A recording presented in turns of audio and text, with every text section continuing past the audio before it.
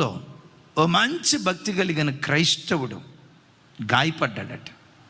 ఆ బుల్లెట్లు మోకాళ్ళలోకి దిగాయట. మత్తు ఇంజెక్షన్ ఇచ్చి ఆపరేషన్ చేయటానికి అంత టైం లేదు.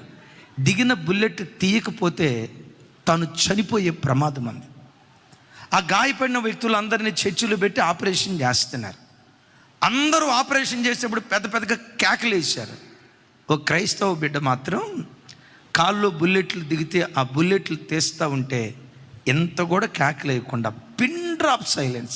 అలాగని మత్తు ఇంజెక్షన్ ఏమి ఇలా ఇంత మత్తు ఇంజెక్షన్ కూడా ఇలా పిన్ డ్రాప్ సైలెన్స్గా ఆపరేషన్ చేయించుకున్నారట.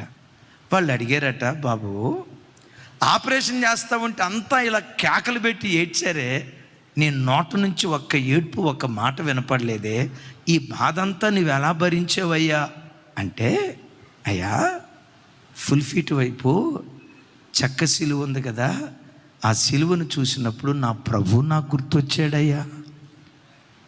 ఒకటి దక్కు 39 కొరడా దెబ్బలు, 13 మేకులు ఒకేసారి వీపు మీద పడి 39 కొరడా దెబ్బలు కొట్టి ప్రభువును చీలుస్తూ ఉంటే, ఆయన శరీరం నాగటి సాళ్ళుగా దున్నబడతా ఉంటే, ఆయన పొందిన శ్రమ ఎదుట నేను అనుభవిస్తున్న శ్రమ ఏ పాటిదని ఆయనను గుర్తుకు తెచ్చుకున్న శ్రమగా నాకు తోచలేదు, బాధగా నాకు తోచలేదు.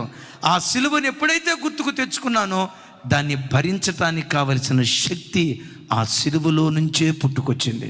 అందుకని అపోస్తలుడైన పౌలు గారు అంటారు కదా, సిలువను గూర్చిన వార్త నశించిపోతున్న ప్రజలకు వెర్రితనమేమో కానీ రక్షించబడుచున్న మనకు అది దేవుని శక్తి అయి ఉన్నది.